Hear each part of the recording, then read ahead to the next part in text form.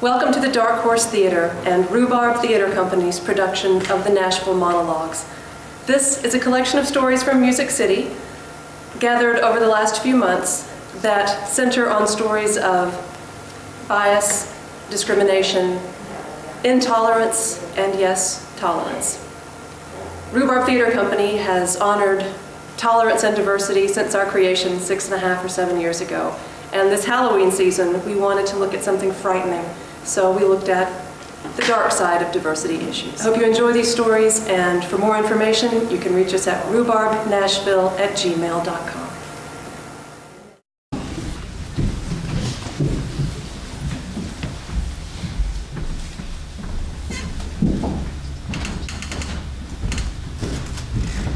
Who do you not like? Really, I want you to think about it.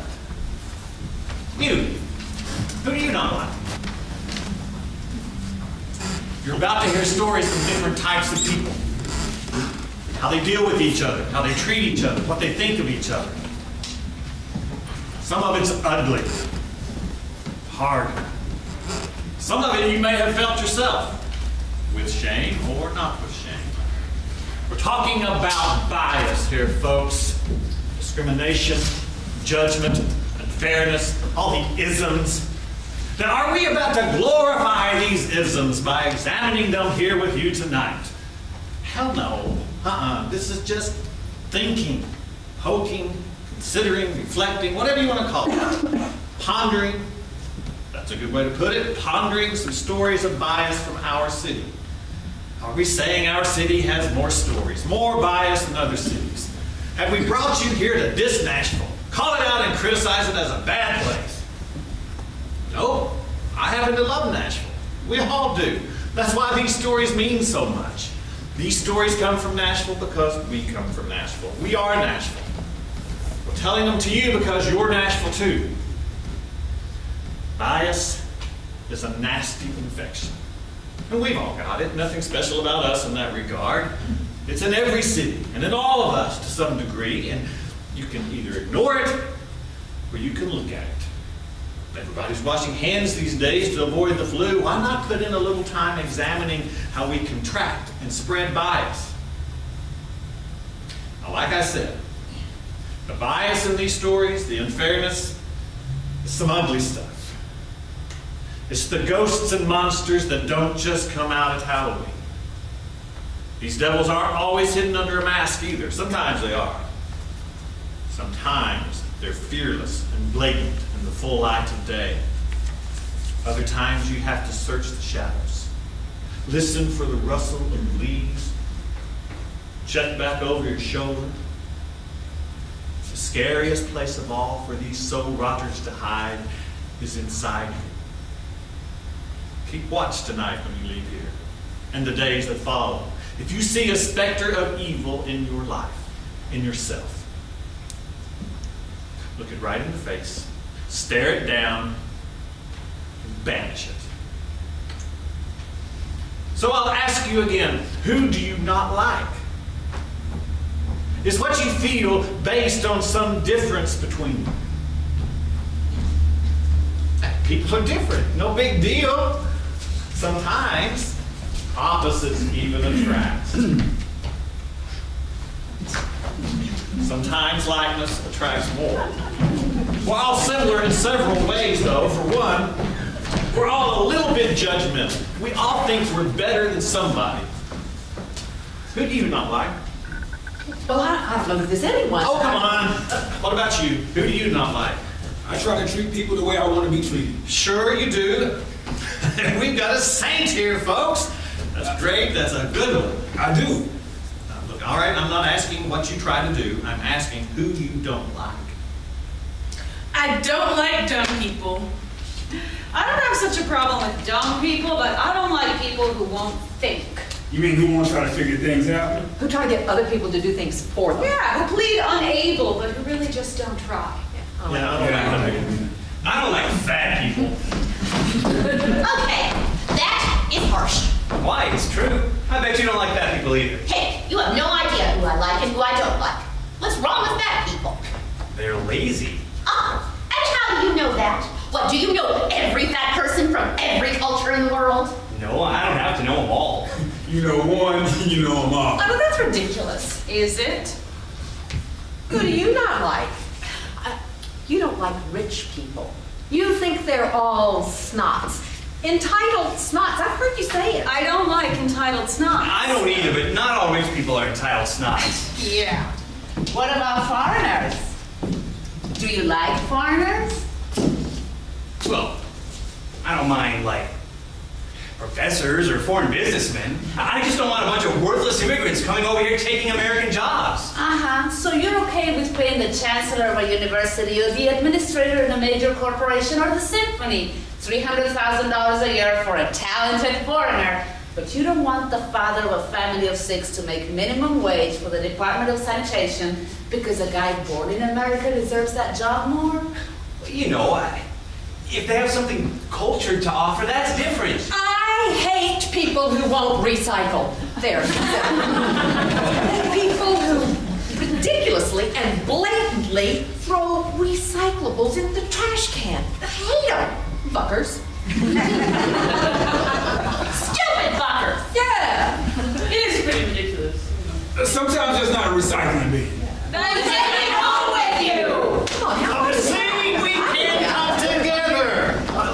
Let's be real here. We all judge someone as lesser than us. Let's be real here. Keep this honesty going. On the count of 3, let's all say who we don't like out loud. Who we judge as lesser than us.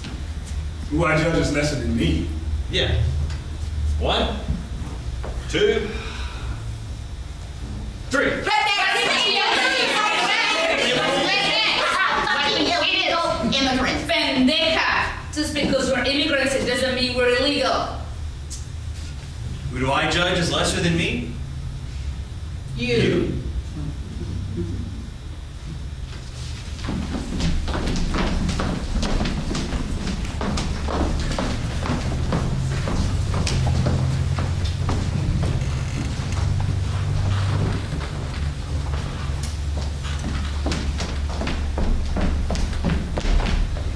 Ever since the time I was about 11, I've worn a sign on my back that says, "Please harass me." If you are a flasher, stalker, grabber, rapist, or any other kind of sexual deviant, please know where I am. If you see me reading a book in the park, sit down on the bench right next to me and begin stroking yourself. If you see me tanning in a public pool, stare at my crotch and breasts until I am forced to get up and leave. In a crowded bus, press against me from behind and call me hysterical when I protest.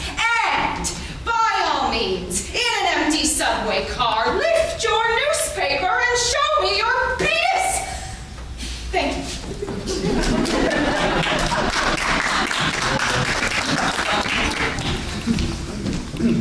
Real shit overheard, number 1.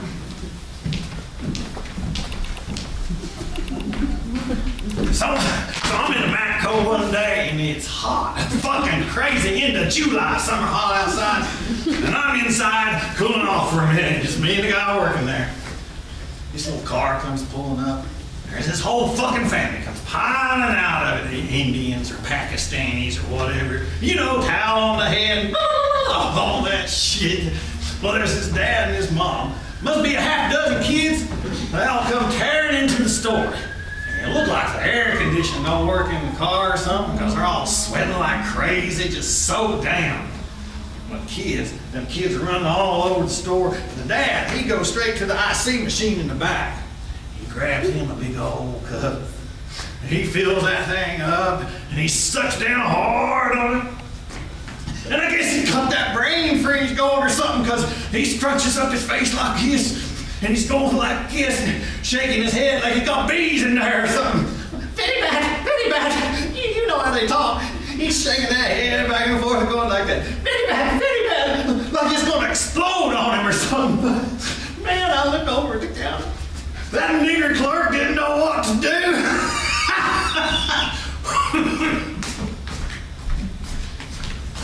Real shit overheard, number 2.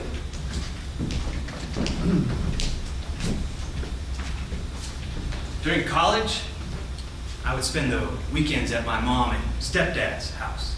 Not spend the weekends there for fun, but go there to work every available shift I could get at my job so I could have money during the week at school. One day, I pulled into the driveway and walked out to the shop where my stepdad was gathered with his buddies. I was wearing a baseball cap turned around backwards in what must have been a pretty outrageous fashion for a white southerner at the time. As I approached them, he looked over and yelled out, "Damn, son, why you got your hat on like a nigger?"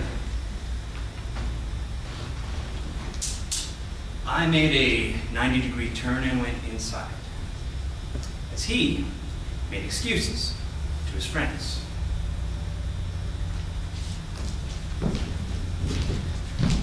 Real shit overheard. Number 3.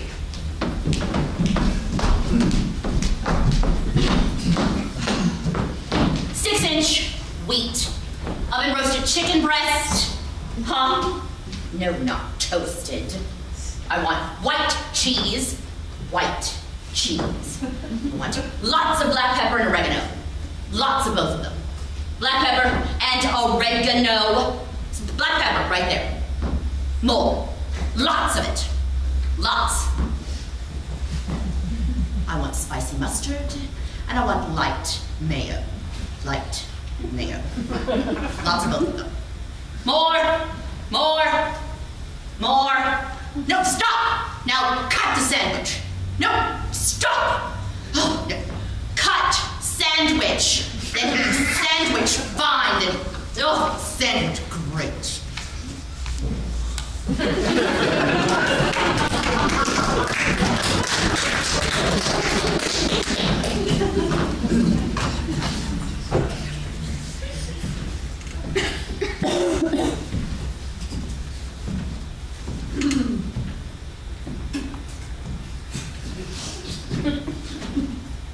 What does hate taste like? Bitter? Like afternoon coffee that's been on the burner since dawn? Tangy tart like a blood orange? Iron rich? Metal? Like blood itself? Does it sting like salt on the mouth sore? Blister your lips like a raw chili chewed whole?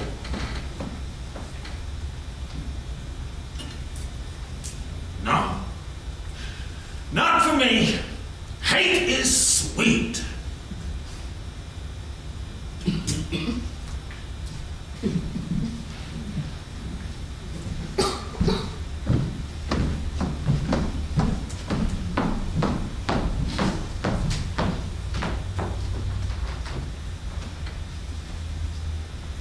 In April 2001, after seeing the play Into the Woods and having a premonition about a knife, which I didn't realize was one until later, a friend and fellow GLBT Community Center leader and I went around to the local gay and lesbian bars, putting flyers on cars for an upcoming fundraising event.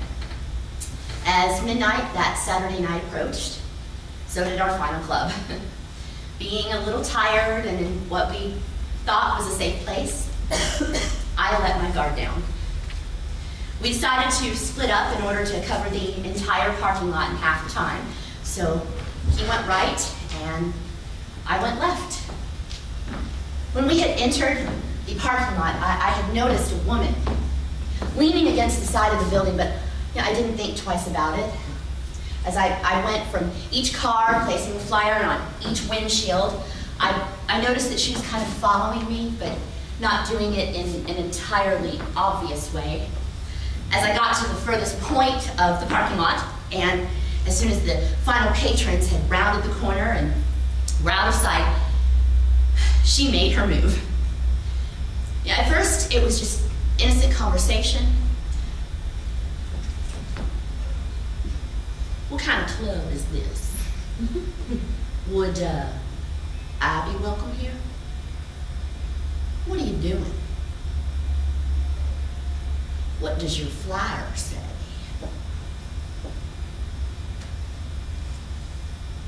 As I answered each of her questions, I continued to move from car to car, never stopping and never once turning my back on her. She asked me for a flyer, and when I held one toward her, she pulled a knife from her jacket pocket. Immediately, I began to scream. I did everything I could to fight her off.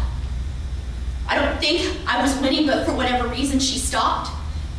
She stopped and ran towards the street after cutting me several times. Maybe it was my incessant screaming. Maybe she saw the cameras in the parking lot. Maybe it was my guardian angel. I will never know why, but she stopped. She stopped and turned and ran towards the street. I began to run after her, certainly not to catch her, but trying to find help. Unfortunately, she did not understand that, and she pulled the knife on me again. I begged her to stop. I begged her to go, to leave, to get out of there. I begged her to go. She ran towards the street, and I ran around the corner of the building where I found people. Some friends, some strangers. I didn't care who at that point. I just knew that I was safe. I made it to the door of the club where I had lost a lot of blood. But my adrenaline kept me going, I guess. The friend that I had gone to the club with found me, and along with the doorman, they started first aid. He was in med school at the time. Can you believe that? They called 911 and put me in the back of an ambulance. My blood pressure had gotten dangerously low. They took me to the hospital where they found that I was cut 5 times. Once on the top of my head, once on my cheek, once on the side of my head, right above my ear, once on my thumb, and once across my neck.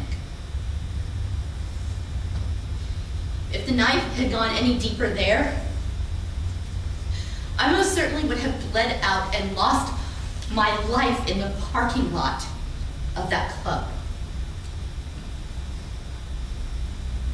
After several conversations with the police and looking at lots of mugshots, I was never able to positively identify my attacker.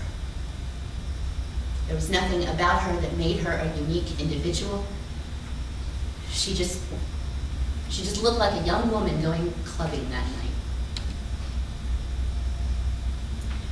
Since she didn't ask me for money, and she didn't take anything from me,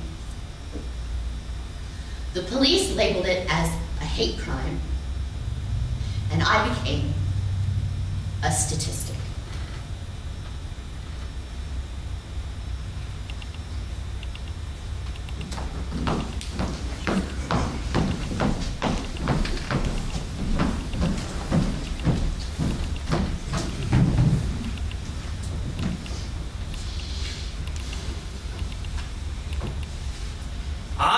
I'm a straight guy in theater.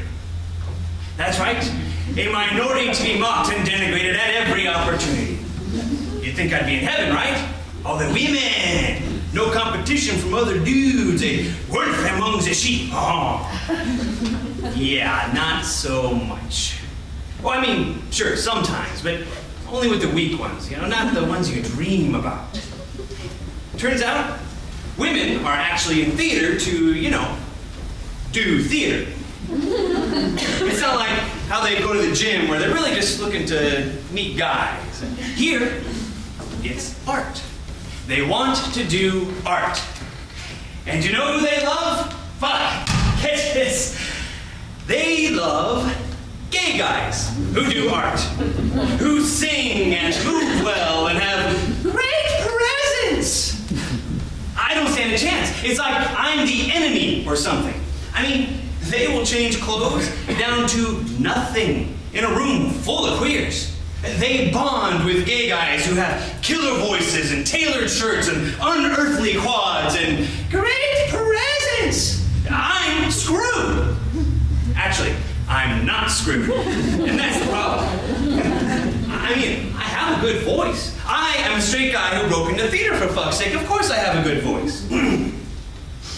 I can sing and I like girls. Dancing is harder, but I can move. It's just not enough, though. How can I shine in a theater full of shiny men? Theater people. I'm telling you, they are different species. I mean, what do theater chicks want? Listen, they're not like regular girls. Not at all. Even the stuff that guys have learned about regular women doesn't apply to theater chicks. I mean, regular girls want you to pick up the tab, change the oil in their car, help them carry stuff, explain politics. Yeah, I'm sorry, some girls do. Others don't realize politics exists. Theater chicks want... shit, I don't know. Reality? Could theater chicks possibly want reality? I mean, wouldn't that be the greatest irony there is? I'm not sure what they want. I'm really not. But I think theater chicks might want the rarest type of guy that there is. They demand straight guys who can replace a blown fuse, follow, understand, and explain Congress, know all the lyrics to West Side Story and sing them, open jars without, impress their mothers and fathers, identify a catalytic converter, know if it smells funny, dance in public but in an unembarrassing and masculine way, and not so well that people wonder if they're, grill meat and pineapple expertly, rock their worlds in bed, understand how art is an actual slice of their soul, and commit for life without seeming grabby. Oh my God, I am so that guy. But they can't see me for all the dancers.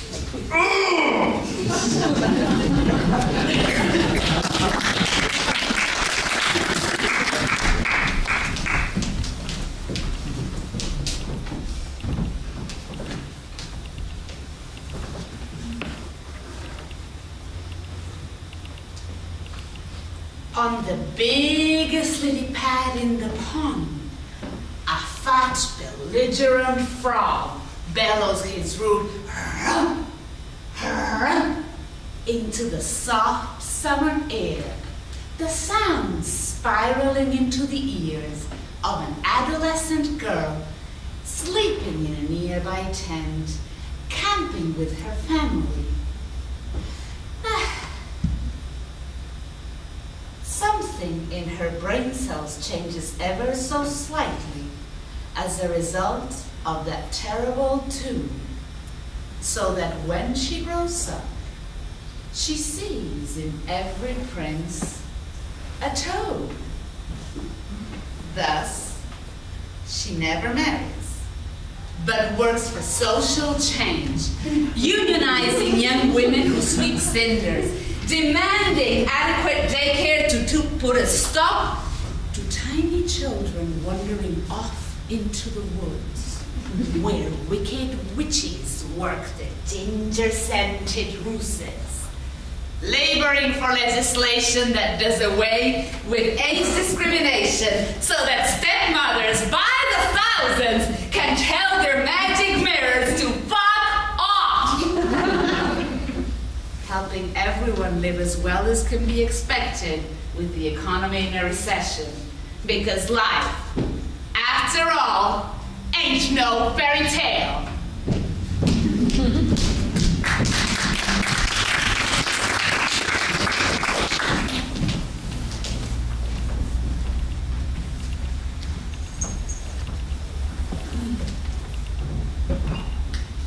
I've never experienced the kind of discrimination some people have, but I believe the reason I was not rehired to teach at my old school, Richland High School down in Giles County, when a spot opened up, was because one of my students, who had recently been saved and was interested in making an impression on people, told her church, "Miss Donna is a witch who runs a business at palm reading." A lot of people believed it because there was, at the time, a woman who had opened a fortune-telling and spiritual advisor business west of town, and her name was Sister Donna. I will also say, ironically, some people believed it was me and didn't mind at all, but a lot of people believed it completely and thought it was satanic. A teacher friend told me people were talking about it at school, even claiming there were pictures. I thought maybe I had a twin. So I went to meet Sister Donna. Didn't look anything alike. She was also Romanian and spoke with an accent. To top it all off, townspeople remembered an interview I'd done with the local paper in 1982 about my ancestor, Susanna Martin, who was one of the first 5 convicted and hanged for witchcraft in Salem, Massachusetts in 1692. Of course, they didn't remember it was my ancestor, just that it was about me and had to do with witchcraft. I wanted and needed that teaching job, so I asked the principal point blank, a man who had never given me anything but good evaluations over the years, mind you. I asked him if there was a reason he would not rehire me for this new position. He said it was the fact that I was Sister Donna, the witch. I couldn't believe my ears. I wish I could have recorded that conversation. That child's remark and my principal's belief in what the child said changed the course of my life forever. I moved home to Nashville at the urgings of my mother. She was sure my life was in danger. Disheartened and hurt more than afraid, I came back here. In 1988, I ran into that child, my former student, no longer a child, of course, and I asked her why she told everyone I was Sister Donna the Witch. Very unconcerned and flip, she said, "Because I thought you were." She thought. No proof. She thought. And that's all any adult in the community needed to hear. Life is crazy. In 1995, my old school, Richland High School, was the scene of one of the first school shootings 4 years before Columbine. 3 people were shot that day, 2 teachers and a student. 2 died, people I knew and cared about. But I wasn't there because parents and administrators and townspeople thought I was a witch.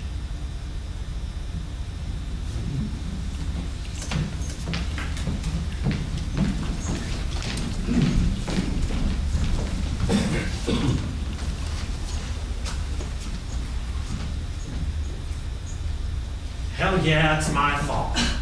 But I'm not going down for it. That's a huge financial loss.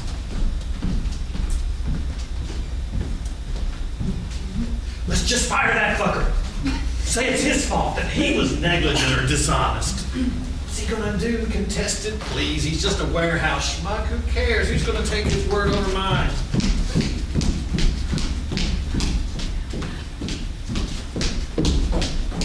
Fire. Let's get him out of here today. Doesn't this make like a dozen people that you have fired in less than a year? Sooner or later, people are going to start to notice. That's kind of fucked up. I mean, the board, the Department of Labor, all these people being denied unemployment benefits. Are they going to start to wonder if you're not the one at fault instead of all these employees? Not if you back me up.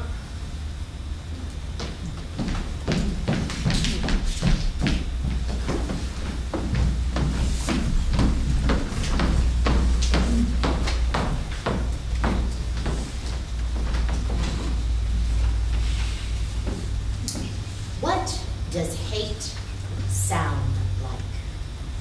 Is it a screech, a growl, a jeer?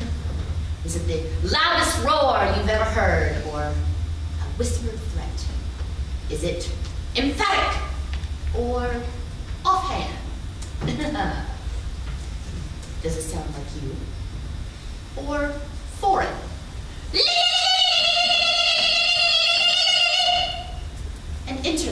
to this good world we have here? Or is hate universal? A common language we use without need for translation? How about you? Do you speak hate?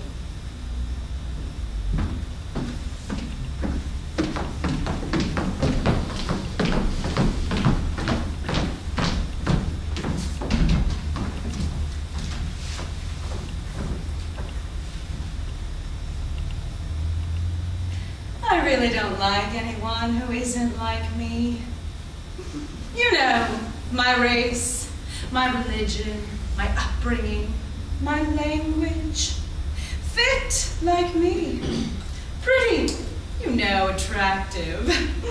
People need to take care of themselves and have some self-respect if they are worth anything. I mean, like fat people. Come on. If you are ugly, that is one thing. You can only do so much to fix that. But fat, now that is your own fault. Lazy, stinky, really. Who wants to be around that? And I don't have to either. My life is great. My boyfriend is cute. Our friends are cute. Our cars are cute. Our dog is cute. My parents are cute. His parents are cute. I mean, his dad is even kind of hot. That's how I know Rob will be cute when he's older. His dad looks good. I mean, I wouldn't be with him if I thought he was gonna pudge out at 40. Blam! Fat ass! No thank you. I'm gonna stay beautiful. And I want a good-looking guy by my side when I'm old. We're gonna have good-looking babies and live in a beautiful house in a beautiful neighborhood with neighbors who look like us. Maybe a condo. Good-looking people live in condos a lot. Of course, some of them are gay. But gay people are rarely fat, at least when they're young. I mean, if you're gonna have to see your neighbors all the time, you don't want to look out the window and see some cow sunbathing or some shirtless manatee mowing the yard. No!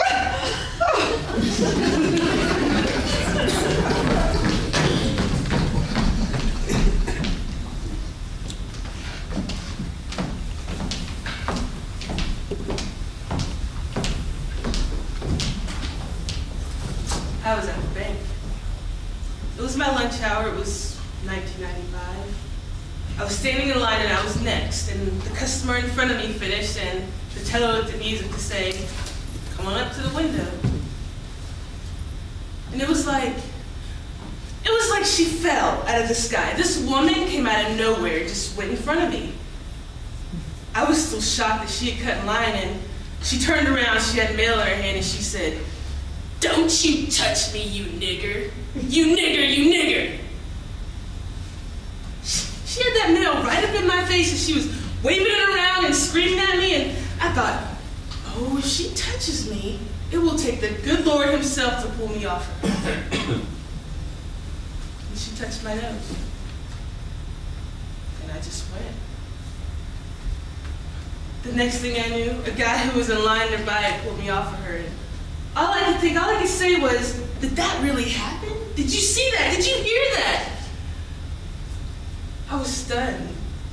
I couldn't believe it. She was gone. I didn't see her leave. There was a guy in line there too who worked with me at the Tennessee Inn, and he said, "I didn't see it and hear it, and I was gonna let you do what needed to be done."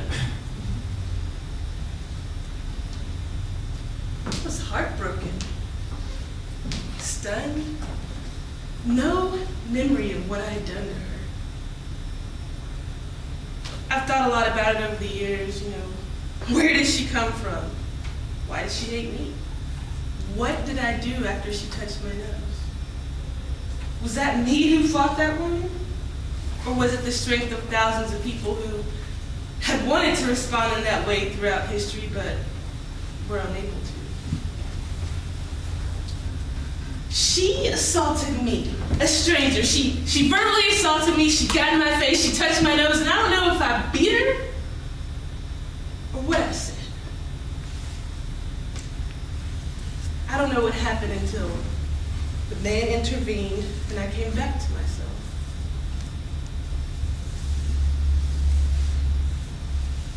Was she an Aries? Was she rich? Did her granddaddy own slaves?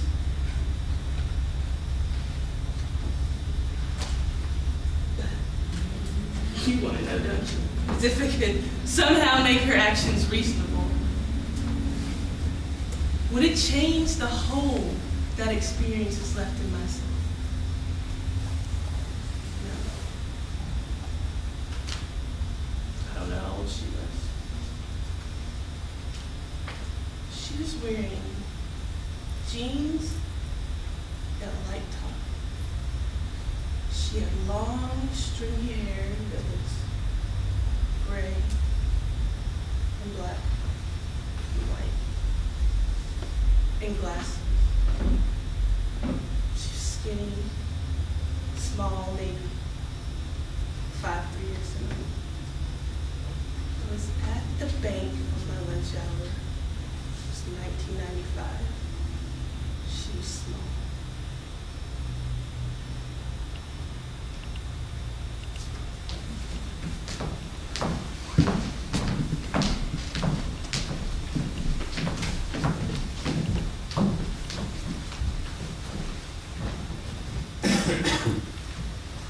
He died recently, and I guess that's what got me to thinking about it. But when I was little, there was only one man in my town who had a weird eye. He was a judge, really nice man, distinguished, and he had this one eye that was weird. It was hard to tell which one was weird, actually, but clearly they weren't the same as each other. I used to wonder, could he see out of the weird one, whichever one that was? Was it made of glass? Had he lost it in a war? I think that's what my mom had said, but I don't remember. Back then, I didn't know anybody else with a weird eye. Well, I mean, there's Festus on TV, but he wasn't real. He was supposed to be funny, right? Now, I must know 25 people with a weird eye? Okay, maybe not know them, but work in the same building as me, or run the cash register at the dry cleaners, hog the treadmill at the Y, you know. They're everywhere. I mean, has eye health gotten worse? Or do I simply know more people now while the percentage of people with weird eyes has stayed the same or gotten less? It's like the first time you ever see a Toyota Yaris and you think to yourself, oh, that's the cutest car I've ever seen. How weird. It looks like Buzz McKenzie's head. And the same day, everywhere you go, you see a Yaris. Your neighbor has a Yaris. Both neighbors have a Yaris. The assigned parking spot next to yours at work is a Yaris. During the news, every commercial is for a Yaris. The detective on your favorite TV show drives a Yaris in every episode. Ooh, or like when a word catches your attention because of its rarity. Penultimate, for example. And suddenly, everyone is using that word. In the case of penultimate, they're all using it wrongly, of course. If for some reason people think penultimate means like extra ultimate, well, they think that if ultimate means fantastic, which it doesn't, penultimate must mean better than fantastic. It doesn't. It means next to last. Can we just get that one thing straight? I mean, if you take nothing else from this, penultimate means next to last. Tell your friends. Oh, and plethora. Remember when everyone thought they were introducing the word plethora to you? Of course, half of them called it plethora, but they all thought they were teaching you a new word. Oh, and heinous. That was a cool word when I was a kid. And stressing the word even, like, well, that ain't even funny. Weird. Word trends. Oh, so this one eye thing and how it isn't weird anymore? It just got me thinking, you know, how many anomalies have to happen before something is no longer considered an anomaly? And what is the opposite of an anomaly called? Would that be a anomaly? Maybe I'll try that word on the circuit, see how far it goes. Seriously though, how many times do you have to encounter a trait that isn't the norm for you before it doesn't strike you as weird? And why do the first people you randomly encounter with that trait have to pay the price for your ignorance? It's just their dumb luck. They weren't the 27th person you met with impaired vision.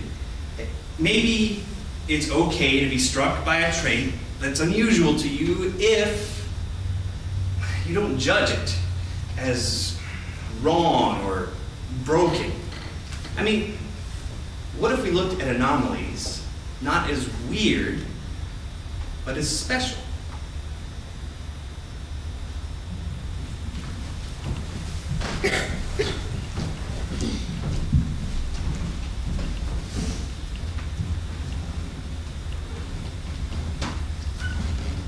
Juro lealtad a la bandera de los Estados Unidos de América y a la república que representa. Una nación bajo Dios, indivisible, with liberty and justice for all.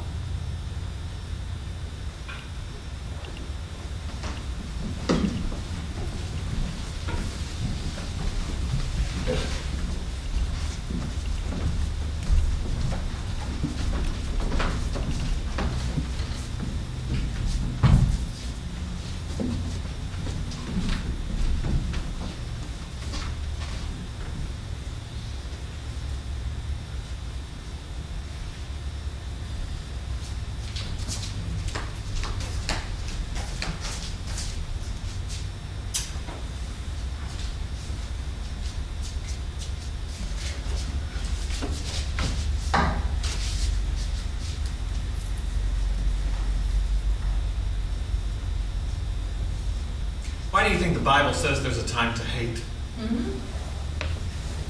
You know that whole birds thing. Na, na, na, na, na, na. To everything there is a season. Time for this, time for that, time for love, time to hate. It's in Ecclesiastes. I mean, really, there's a time to hate. When? When are we supposed to hate? I don't get it. I think it's about war. Most religions include something about war in their sacred writings. That's crazy. What? You get a free pass on sin when it's war? War is okay? That's when you get to kill people? I don't think that's what it's saying. I think it's more that in your life you will feel ugly things from time to time and you shouldn't deny them. I think we're supposed to act on every ugly thing we feel. I don't either. I think the message is more, it's okay to examine the ugly feelings, pray about them, talk about them to people you love. Something bothering you, sweetheart? Just think, turn, turn, turn. There is a season, turn, turn, turn. And a time to every purpose under heaven. A time to be born, a time to die. A time to something, something. A time to mourn and a time to dance. A time to seek and a time to lose. A time to sow and a time to tear or tear and sow. A time to keep silence and a time to speak. A time to love and a time to hate.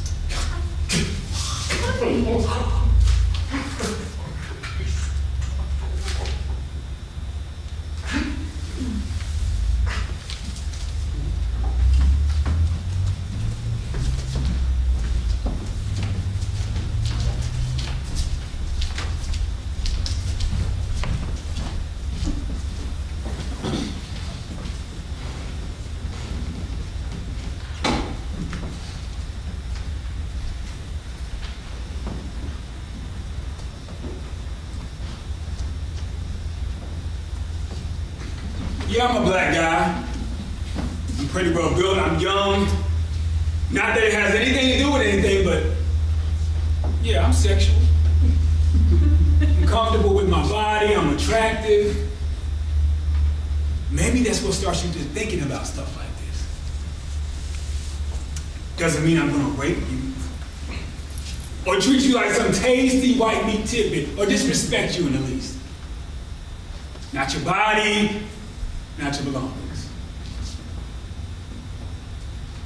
If someone has done that to you, that saddens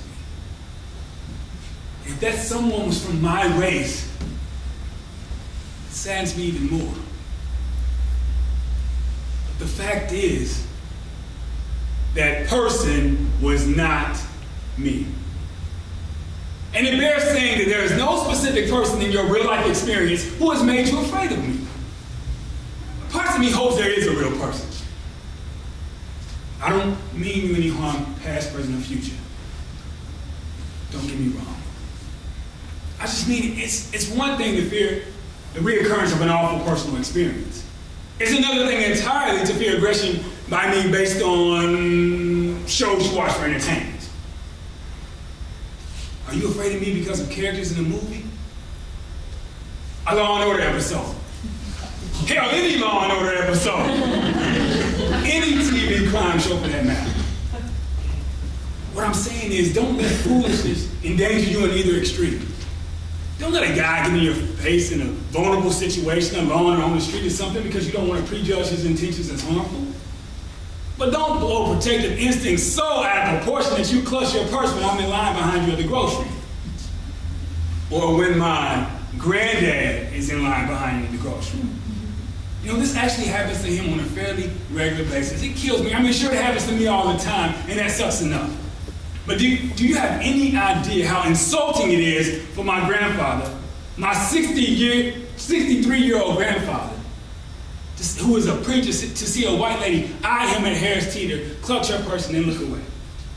I mean, shit, if somebody did grab the lady's purse at Harris Teeter, my grandfather would be the first to run after and fight the guy to get the lady's damn purse back. She's afraid of him. Look, I know there's a history. I know the feelings we have for each other are not entirely ours. They come from generations upon generations behind us. Stories and movies and actual crimes perpetrated by each race upon the other. Can we just try for you to look at me and for me to interact with you? Just you. Not your parents, not your grandparents, not even you 10 years ago. You today. Me today. Us.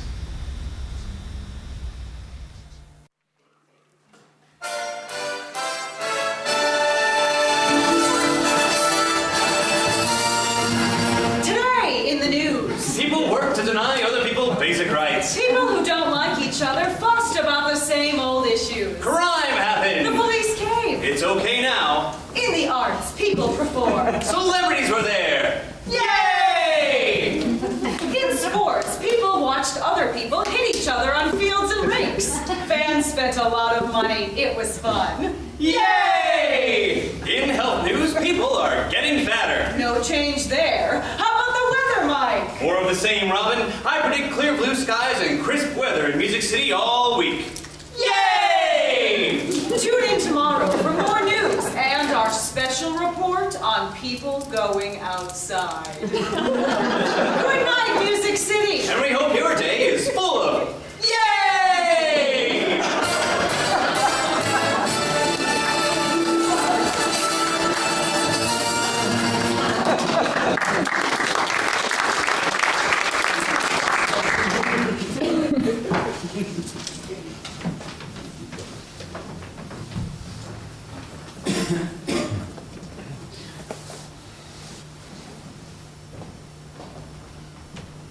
What does hate look like? Is it an eye roll, a sneer, a little gesture,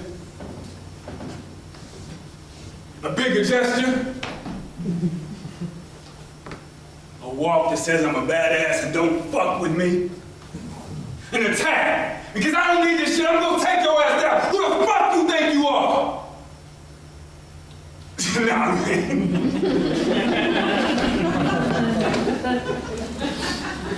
I mean, I wish hate looked like that. As obvious as Dick Cheney.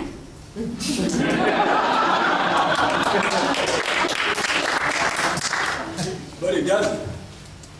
Hate is invisible, insipid, tiny but powerful. A sneaky little ninja motherfucker. And it's like he has this pass key that gets him in everywhere. Even when we think we locked up everything tight and protected what matters, and there's no way he can get in and fuck with us. I'm afraid he might be everywhere, hiding.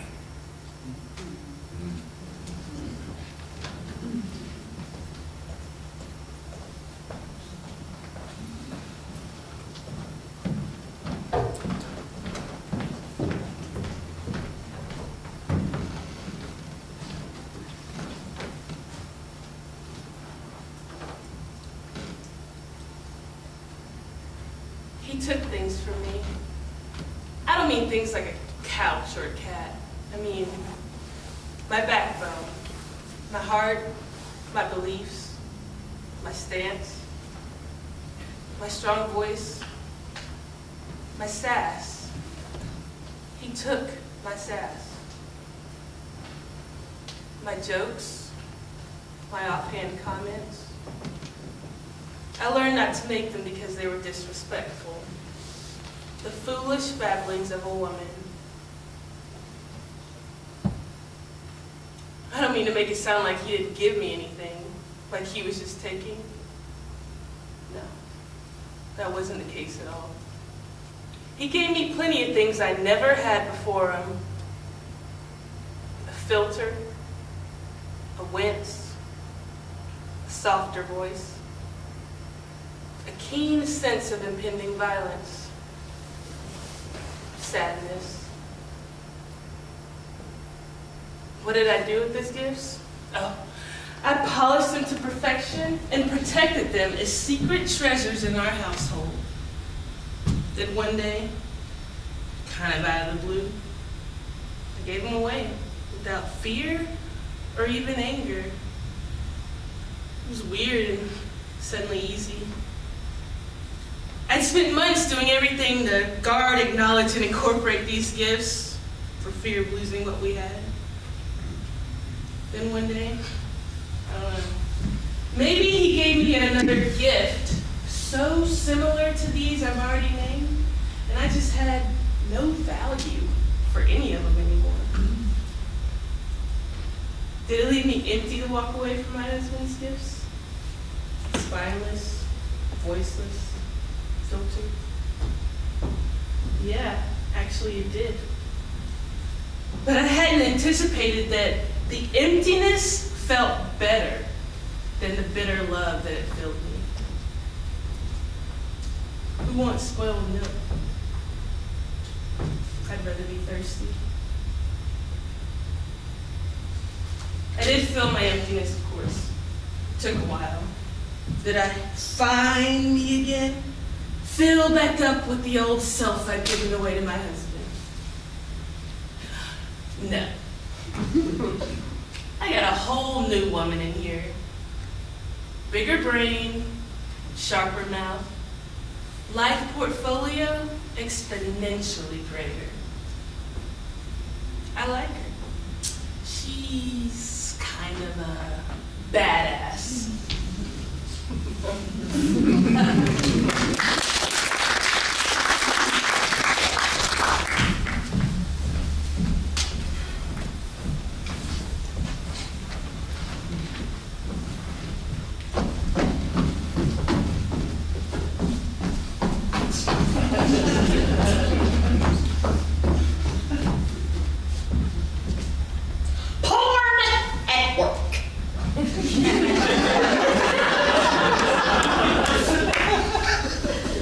Can you believe that some people actually look at porn at work?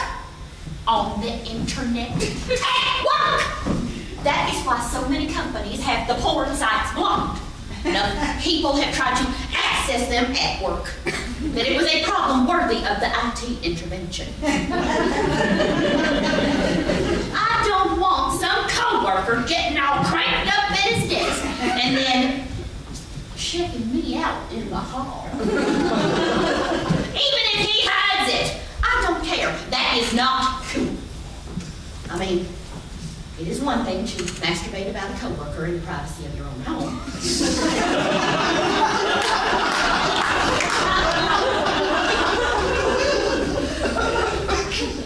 Getting all juiced up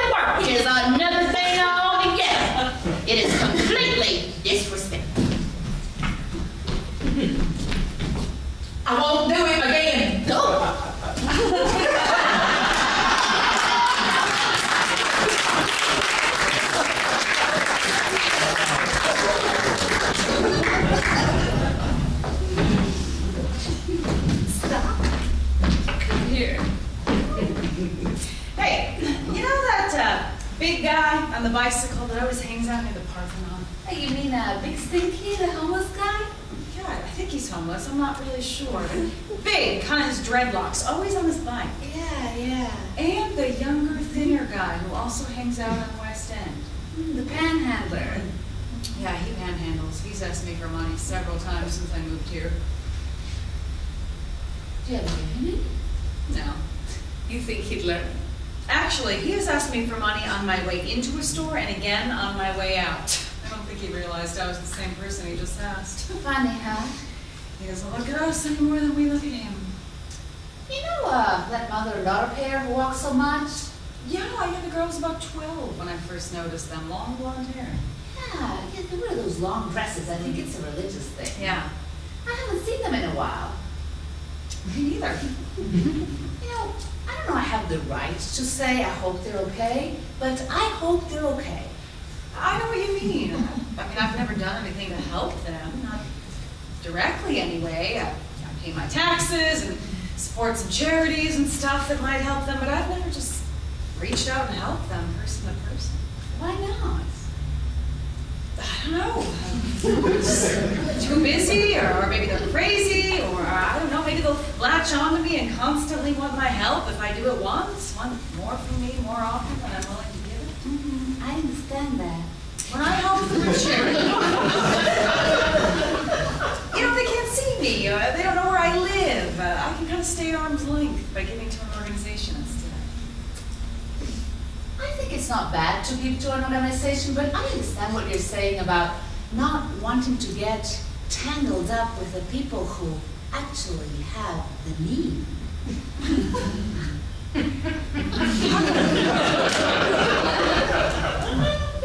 It's yucky, isn't it?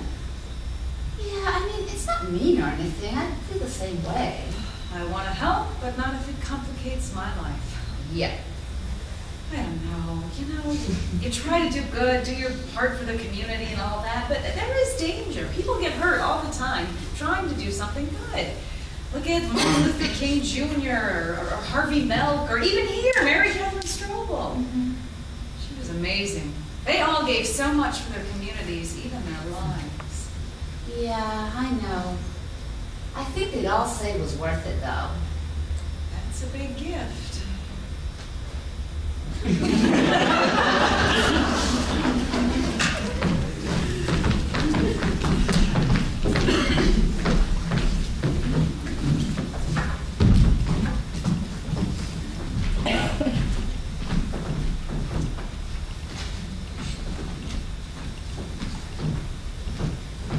Back in the early 90s, when antidepressants were still new and weren't handed out like candy at Halloween, it was hard to get a doctor to prescribe them for you at all.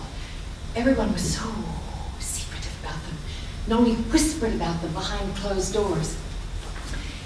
See, I have a history of depression, suicidal thoughts, and I was having a really down spell back in '92, working at the health clinic at Vanderbilt.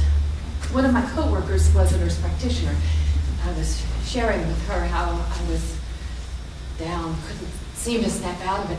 She thought I needed to be on an antidepressant, but she couldn't prescribe one for me. So she suggested I go and speak to the director of our department, who was a doctor. Now, this woman was a nightmare. The kind who'd always had everything she wanted.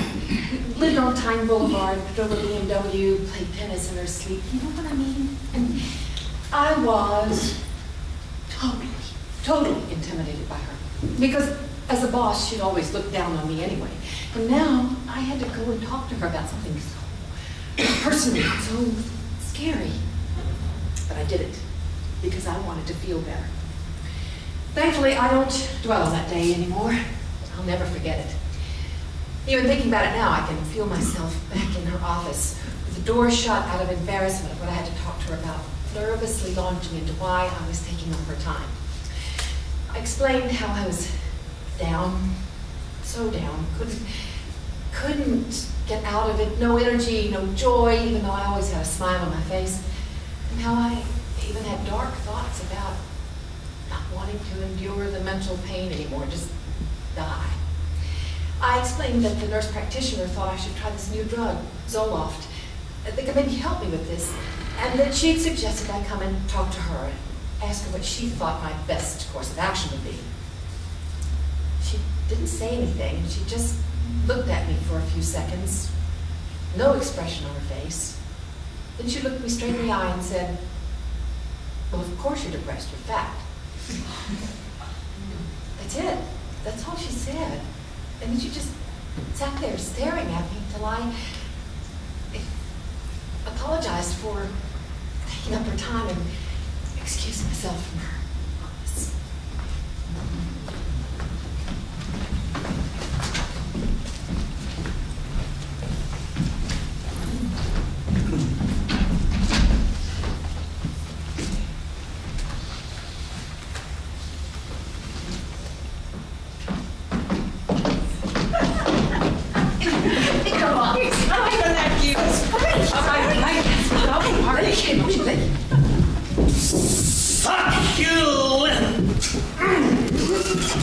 Both of you! Not only did you catch my eye, but it ran down your legs like... Well, you don't have to go, ladies. I don't mind that there are two of you. Not at all. I can handle you both. One of you can rest while the other one's busy. What are you, jealous of each other? Don't worry, I like you both. Especially you, my little Chicana. Where are you from? If you're not already from heaven, I'll be sure to take you there. And you blonde God. Cotton candy you are. Sweet. Sticky. Come back. I'll buy you a drink. You like that, right? With nice men buying drinks.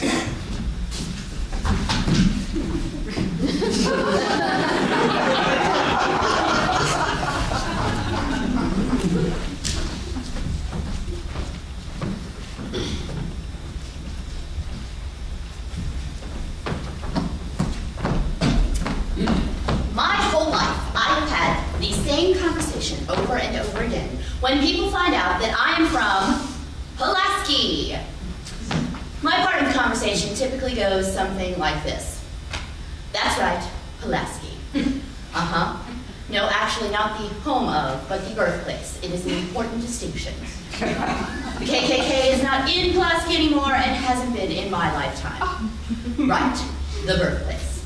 No, actually Pulaski rocks. It's a very open-minded place to be from, especially for a small southern town, and so forth and so on. Pulaski is great. It's a very clever place and a kind place, and I was raised by its inhabitants to be a very open-minded person. I don't know if that stems from the shame that the KKK started there, or if the people there are just cool and it's not a reaction to stigma. I don't know, but Pulaski rocks! Sure, yes, it is true. There is a big brass plaque on the original meeting place where the KKK was formed in 1865. It is on a building just off of our town square. At some point, it was sent to us by some national authority or historic organization saying that we had to mark the building as a historic landmark, National Registry of Historic Places and all that. Well, Pulaski took the plaque, thanks, and screwed it text side to the wall, leg side out. You think people from Pulaski are backwards? Turns out, not so much. But our sign sure is.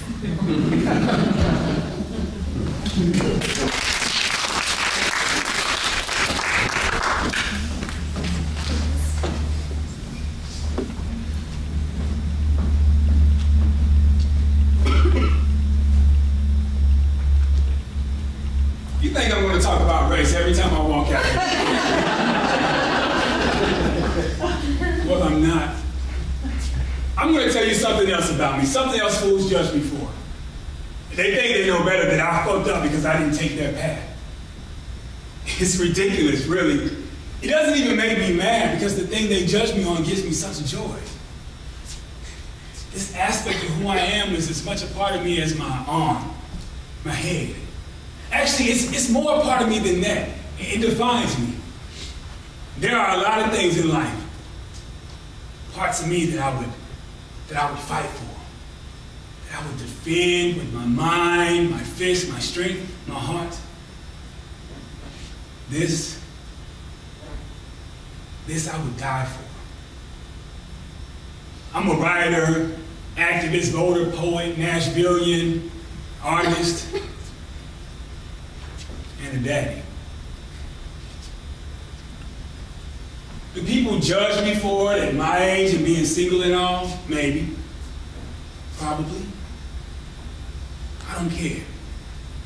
Daddy is the best and most flattering and honorable thing that I am. And that word daddy in my baby's mouth is like the most beautiful word I've ever heard pronounced. See, I would die for my daughter. I would be a fool for my daughter. A fighter, a protector, a teacher, God willing, an example. She's glory. You know that church song, the Hallelujah chorus? Hallelujah! That's my little girl. I feel the Hallelujah chorus in my chest every time I see her. When she laughs, giggles, it's like God himself dripping honey crystals on my soul, putting sparkles, no, the sweetest sugar sprinkles on my life, like a garnish, blessed.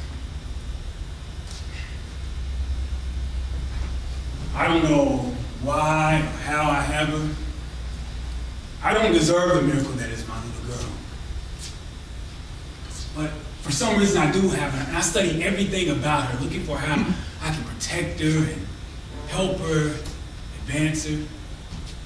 I can hardly believe everything about her. When we all have eyelashes, I know. When I look at my daughter, her eyelashes are the most exquisite, unbelievable creation I've ever encountered. And when I watch her figure something out, it's like the most beautiful revelation I've ever seen. Like the first time she saw a doggy door. I know it sounds crazy, ridiculous, right? Every parent is probably like this about their kid. I hope so. It should be. But the first time my little girl saw a doggy door, it was one of the most beautiful and precious moments of my life. And thank God I didn't miss that moment. I mean, it was just seconds. I could have been anywhere doing any stupid thing, it doesn't matter. But we were at a friend's house, and Dariah, that's my little girl's name, Dariah hadn't seen their puppy yet.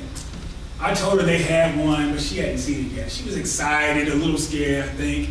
She was still little, barely 2. And when that puppy came through that doggy door, you would have thought Walt Disney himself had blessed my baby with her own cartoon fairy. And that puppy knew, too. He knew who to go to. She was his friend from the millisecond they laid eyes on each other. So don't you ever say it's wrong for me to be a daddy.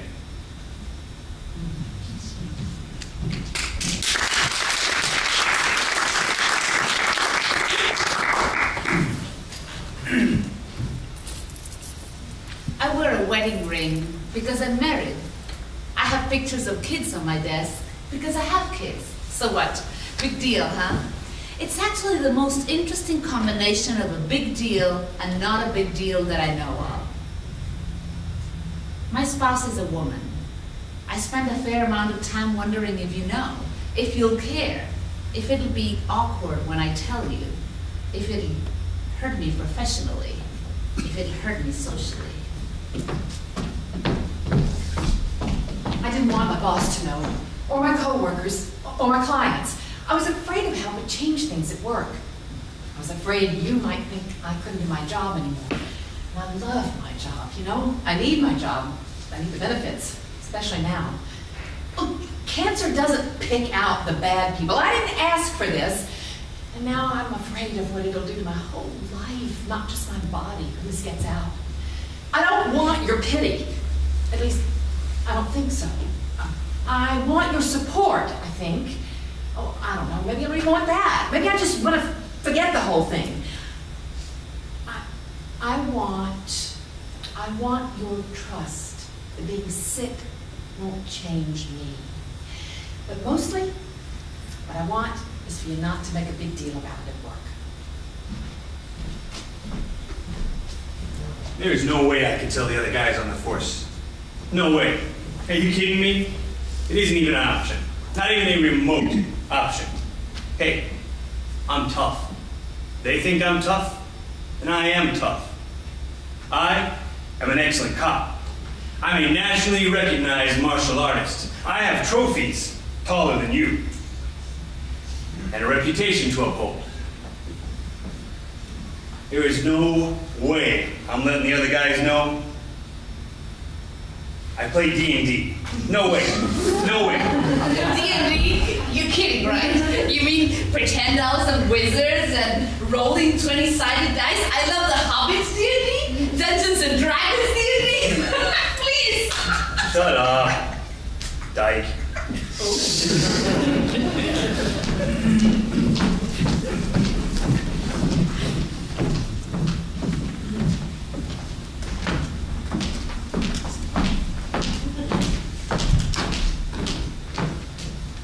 She was making sugar cookies shaped like little fat women when she saw a picture of somebody's spleen in a magazine left on top of the counter. She put down the cookie cutters, rolled the dough into something like a loose fist, while she read that the spleen is the most ignored and misunderstood of all organs. In the next few days, she experimented.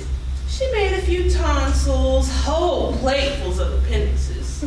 She got out the encyclopedia, molded the brain, the cerebellum that controls coordination, the cerebrum home of thoughts and consciousness. In just a few weeks, she was an expert on anatomy. Bones, muscles, tendons, kidneys, pituitary glands, gallbladders! When she got the heart out of the oven, the channels carrying blood away from the heart, the veins carrying blood back to the heart were perfectly formed.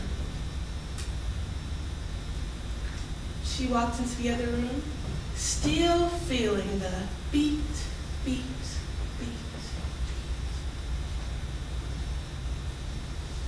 When she got back, he was sitting at her table.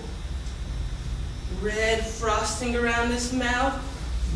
He had bitten into the atrium, chewed through the left ventricle, and just before his teeth chopped into the aorta, her knife plunged into his, largest of the arteries in the human body.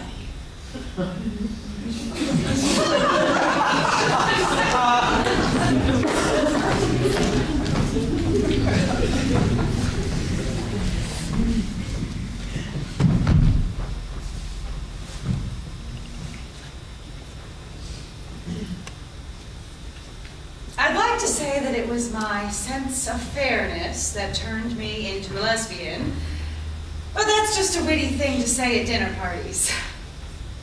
Actually, it was rage. Rage and fertility, I guess. You see, I come from fertile stock. My grandma got pregnant with my mom when she was 44. Not such a big deal now, but it was in 1930. Grandma got pregnant the first and only time she ever had sex, if you can believe that. The man later died in Auschwitz. Mom was a product of their encounter. I have 6 brothers and sisters. Could have been more, but Dad got Mom's tubes tied after my youngest brother was born. You notice that he solved the problem with surgery to her body and not his. She never forgave him. It wasn't long until I realized I continued the family fertility when I got pregnant from my first serious boyfriend, and I was paying attention too. I knew the risks and how to avoid them according to when I ovulated. At least I thought I did. I had tried and ultimately rejected the pill, which was a humongous, disgusting thing back then. Not at all like the fun little candy than it is now. Filled with enough hormones to neuter a horse. Made me fat and depressed and killed my libido. How is that for fair? The best way to safely satisfy my desires squelched it. Of course, his enjoyment wasn't affected at all. All the things that they made for women were like that, and the one thing that they made for men, rubbers, defeated the purpose for the man in that he couldn't feel a thing. Every boyfriend I ever had said that at one point or another. Well, we might as well not do it at all. And I was stupid. I believed them. Of course they would have done it anyway. Since the pill sucked and he rejected condoms, my first boyfriend and I were using the temperature method and only went all the way when I was on my period, which you would think was safe. Except, oh, guess what? By the way, you can't ovulate more than one time in a cycle, so congratulations! I didn't even love that guy. I was in lust with him, sure. He was sweet, very sensual. Something about the way he smelled just did something to me. Peppery, musky, strong. You know how when you're in bed with someone, all that other stuff doesn't matter? Well, it matters a lot when you're nauseated and knocked up and desperate to leave for college in the fall to a town as far away as you can manage, and he is like lead on your leg, a giant shackle. And if that weren't enough, he shackles you some more and puts a piece of his lead right inside of you where he wants it to grow heavier and heavier until you have to lay down with him and never get up. He took my freedom. Of course, I have given it to him. Made my bed and all that. I swear I never thought of it as a baby. Just a piece of lead that he put inside me to weigh me down. And I couldn't wait to get rid of it. I mean, I'm not a monster. It was incredibly traumatic with chemicals and pills and pain like you can't even imagine. Not to mention a pro-life doctor who administered as much shame as he did anesthetic. But I was ecstatic when it was finally out. Gone! The huge weight lifted and I was free! I swore I'd never have sex again. I would never again give someone else even partial control over the freedom of my body. Then on December 3rd, 1983, I was walking home alone from a birthday party during winter break when a guy with a knife attacked me in a church parking lot. He threw me to the ground and told me that he'd kill me if I didn't stop screaming and follow him back to his apartment. The first two sentences of the police report later filed were written in the first person. I don't know why, because I didn't write them. They said, "My name is Helen Reinhardt. I'm an attractive 20-year-old female with long flowing blonde hair, which I frequently wear down, as I did tonight, the night of the incident described hereafter." This is where the rage comes in. But you probably figured that out, right? Fear breeds hatred, and I seriously feared men. Hated them. I thought about all the people I had truly loved in my life, and I realized that they were all women, or related to me, or gay men. And I knew I could really love a woman the way we both deserve, with trust, safety, and freedom. And let me tell you something. Once you figure that out and kiss a girl, and I mean really kiss a girl, the rest comes easy. You understand what all that attraction is about. We are so soft and thoughtful and giving, protective. Why wouldn't we be in love with us? So anyway, that's how I became a lesbian. I don't want to give the religious right any fodder about homosexuality being a choice and all that. One look at my longtime wife and you know she was born a lesbian. She didn't become one. But I did.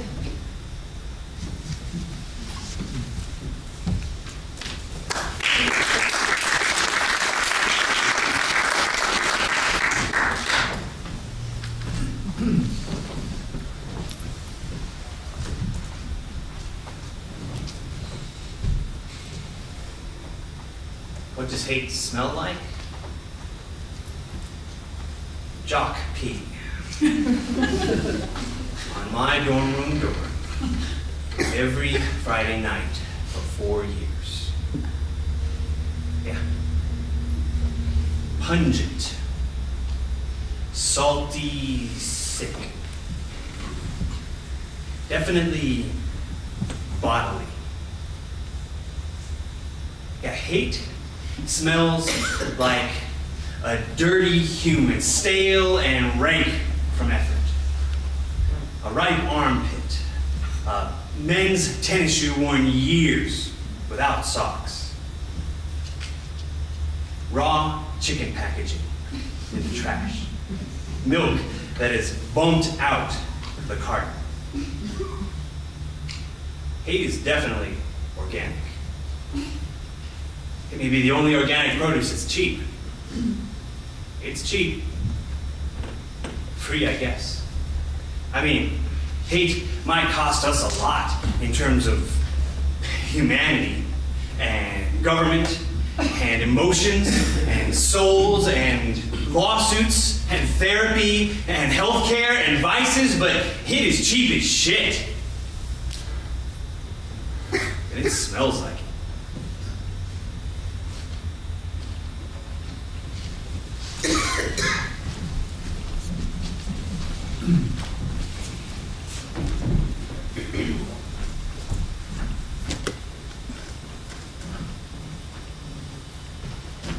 Y'all, when I was almost 20, I was working for the Army Missile Defense in Huntsville, Alabama, just before NASA took it over.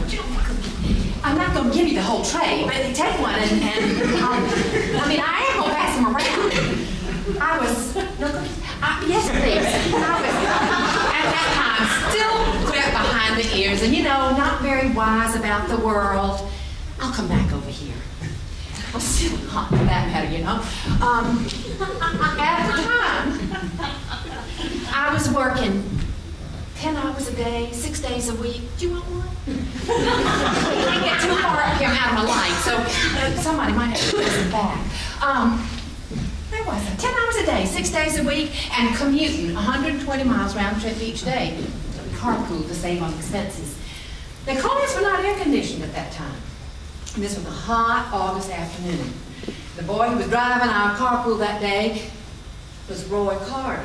Good old boy Roy liked a beer or two, especially on a hot day, and this was a Friday. So he asked George Jones, not that George Jones, another George Jones, if he would take his riders on home, and George readily agreed.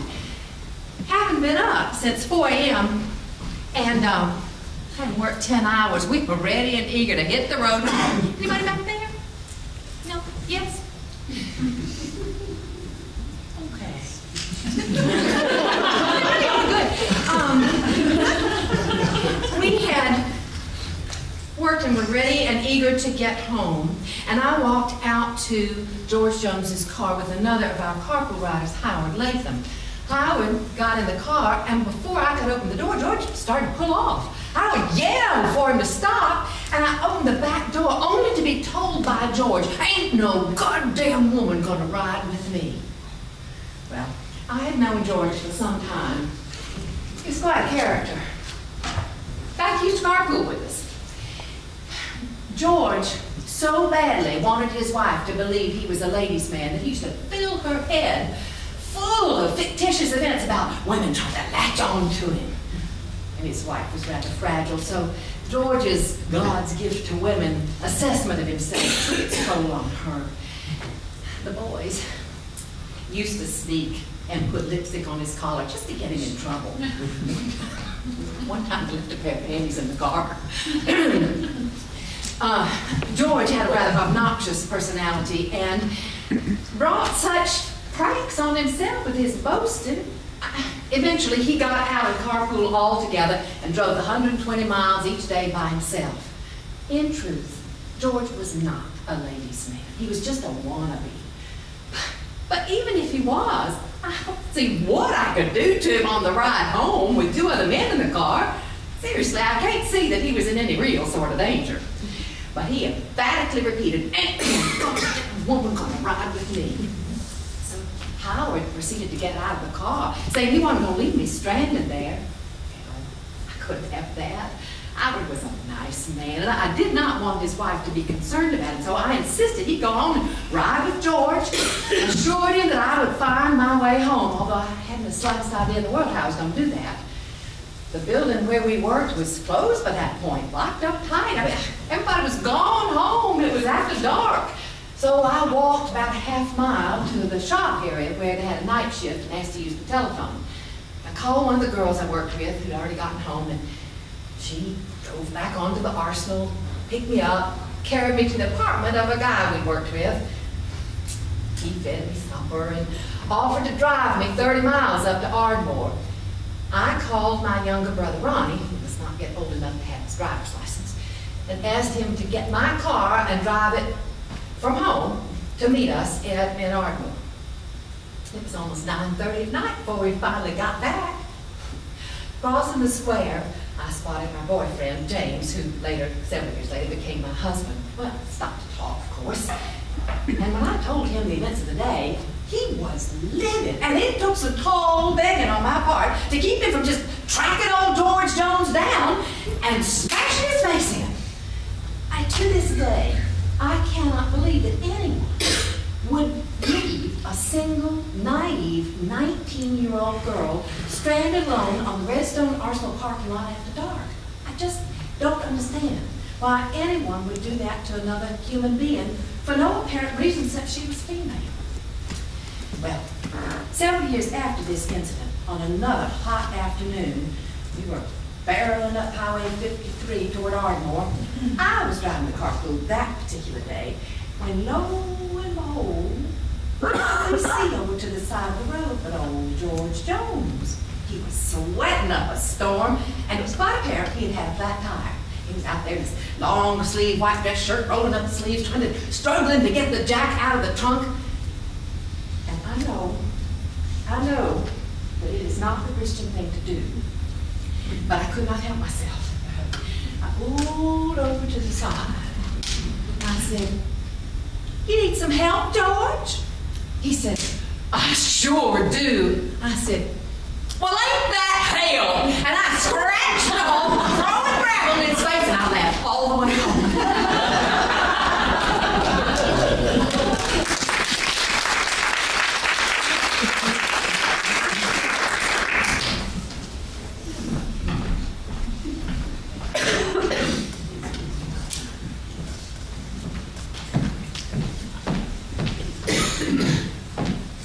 What does hate feel like? Like cellophane glassifying in a cat's stomach? Bile in your mouth? Pieces of vomit in your nose? A hot face? Burned heart? Like sandpaper on a breast? Did hate ever feel good? I don't know. Does it feel the same to the recipient as it does to the distributor? Is hate the deep, instant slash of a paper cut, a knee-jerk response, or an ulcer that my actions somehow caused inside of me? Cancer. Is hate cancer?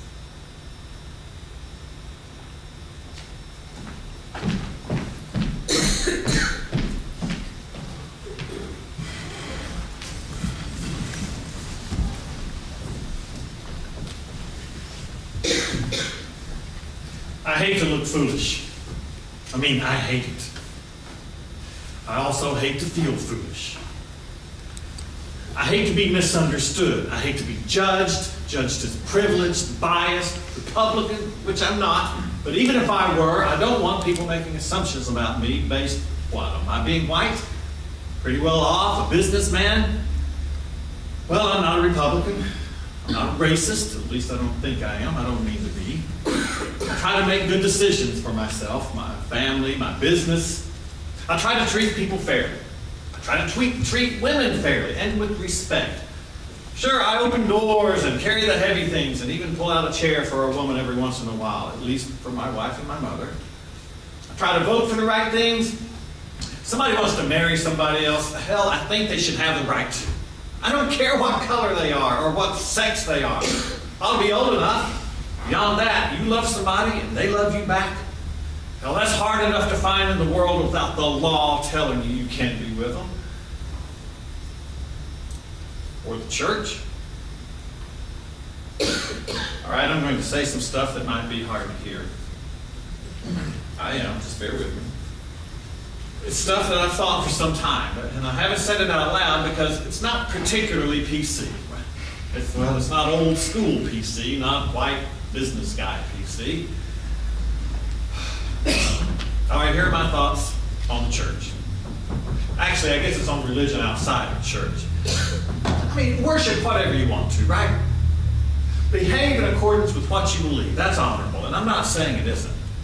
What isn't honorable to me is assuming that others believe the same as you, or that they express their beliefs in the same way you do, or that I want to sit through you thanking the little baby Jesus in a group prayer before our board meeting. If you want to bring Jesus into the workplace, fine by me. Just ask you to sit quietly and get away.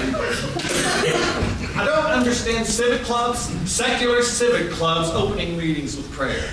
I just don't. It's not church. We're all good people looking to do service. Otherwise, we wouldn't be there in the first place. Now, saying something inspirational or uplifting or acknowledging our good fortune to be together is one thing.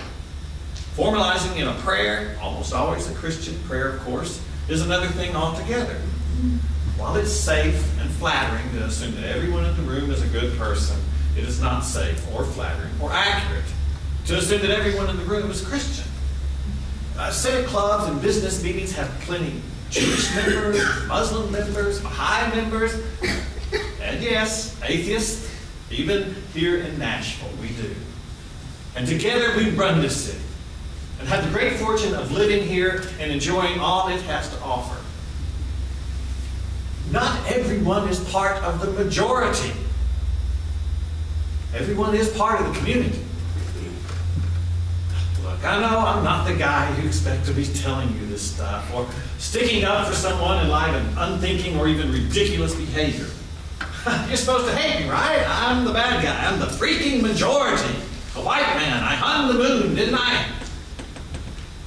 Or hell, I don't know. Maybe I am the guy you want to say these things. Maybe America has been waiting on a white guy to point out injustice. I mean, historically, if a white man says it, people take notice. I hope the sayings and actions of too many closed-minded white men over the centuries haven't undone any clout I might have in telling you some things. All right. For better or for worse, you hearing me or you rejecting me, here I go. I'm a white man. And these are things I've learned recently. I've learned them through the open-mindedness of people of color and other minorities who were willing to explain this stuff to me. And I couldn't believe what other people experience. I mean, I did believe it. What I'm saying is, I'm shocked. I'm shocked by the unbelievable things that people say to each other. Shocked by what people endure on top of the stresses and responsibilities we all have. It had never occurred to me that these things happen. And not just happen, but to people I know. A lot. The fact that they happen to people I know is not the point. The point is that they are kind of, well, common enough that the people telling me about them were surprised I didn't already know. I don't know about them, didn't know about them, because particularly traits about me that I have little or no power over, my race, my sexuality, my economic status, my religion, put me in a different and widely accepted category. Learn about this with me. This woman works in housing. Her boss happens to be a white woman. No big deal, that's not the story. The story is that the white boss regularly refers to the families their company serves as niggers. She does this in front of this woman. What do? This has to piss you off. I swallow it and I go on. If I walked away every time someone was disrespectful to me, I would never get anywhere. I have goals, I have to have a job, and I'm above some fool's insult, intentional or not intentional. I swallow it and I go on. I know you probably think I'm naive or even lying, but I'm shocked by this. I mean, this doesn't happen very often, does it? I mean, it's mostly this woman's problem, right? Your boss is how she is. This isn't a rare occurrence for one person's part. Racism is in the workplace, even nice workplaces. I know an HR director, a director who was called a nigger by a coworker in a staff meeting. There was some half-assed reprimand from higher up, but the guy still does stuff. And don't even get me started about the elections. Do you know how many people I know who found offensive cartoons of Obama on their desk? Lots. What does it show about people? Ignorance. That's what it shows. All right, I can say it like this, but ignorance is in many ways colorblind. Both blinded by color and colorblind. So, this woman is Jewish. In the 1970s, her job involved middle school and high school children. Some kids in her program had been overheard making disparaging remarks about Jews. She approached the young boys, ages 9 and 11. They'd each been in the program for 3 years, but clearly didn't know she was Jewish. She asked them what they knew about Jewish people, and they eagerly began to explain to her that Jews were cheap, tight pockets, dirty, greedy. Where did you learn all of this if you don't know any Jewish people, she asked. Their proud answer, Archie Bunker. thanks, TV. How about that? Archie Bunker was a character because of his closed-mindedness, and these kids didn't know he was meant to be a bad example. A little knowledge can do a lot of damage, can it? Intentionally or unintentionally. This one I actually heard with my own ears. I was at Opry Mills. You may have noticed that a lot of the vendors that have those booths in the main halls are from somewhere else. I thought maybe they were Arabic. But the other day, I got sort of a snapshot conversation in the time it took me to walk into and out of earshot. A friendly and obviously good-intentioned good old boy was chatting with a vendor, genuinely interested in the foreigner situation, eager to display his knowledge of the world. Not an ounce of malice in this man's intention as he exclaimed excitedly, No kidding. You're from Israel? Hey, Shalom. That means Jesus, right? Okay. Hold up. After all this talking and thinking, telling stories from Nashville, pondering, as you said, to sum it all up, you're really saying there are two types of people in the world. Fat and skinny. Smart enough. straight and facts. Ugly and pretty. Ugly, straight, and pretty fat. The fearful and the feared. The believers and the heathens. Conservatives and liberals. Slackers and overachievers. Offense and defense. Tall and short. What about average?